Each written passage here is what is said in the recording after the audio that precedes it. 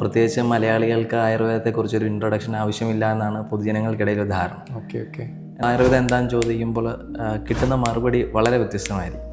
പ്രത്യേകിച്ച് സ്കൂളുകളിലൊക്കെ ചെല്ലുമ്പോൾ കുട്ടികൾ പറയുന്ന ഒരു ട്രഡീഷണൽ സിസ്റ്റം അല്ലെങ്കിൽ ഒരു ട്രഡീഷണൽ ചികിത്സാ രീതി, അല്ലെങ്കിൽ പച്ചില കൊണ്ടുള്ള ചികിത്സാ രീതി എന്നൊക്കെ പറഞ്ഞിട്ടുണ്ട്. ശരിക്കും ആയുർവേദത്തിൻ്റെ ഒരു വ്യാപ്തി അങ്ങനെ ഒരു വാക്കിലോ അല്ലെങ്കിൽ ഒരു പാരഗ്രാഫിലോ അല്ലെങ്കിൽ ഒരു പേജിലോ പോലും പറയാൻ പറ്റില്ല നമുക്ക്.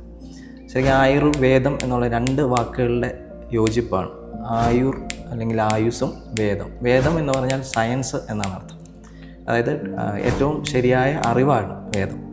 അപ്പോൾ ആയുസ്സിനെ സംബന്ധിച്ചുള്ള അറിവിനെ കുറിച്ചാണ് ആയുർവേദം എന്ന വാക്കിൻ്റെ അർത്ഥം തന്നെ അതാണ്. ഇപ്പോൾ നമ്മൾ ആയുർവേദത്തിൻ്റെ ഒരു ഉൽപ്പത്തിയൊക്കെ നോക്കുകയാണെങ്കിൽ തന്നെ നൂറ്റാണ്ടുകൾക്ക് അതായത് BC-കളിൽ തന്നെ ആയുർവേദം വന്നിട്ടുണ്ട്. നമ്മുടെ വേദിക് കാലഘട്ടങ്ങളിലുണ്ട്. അഥർവവേദത്തിൻ്റെ ഉപവേദമായിട്ടാണ് ആയുർവേദത്തെ കണക്കാക്കുന്നത്.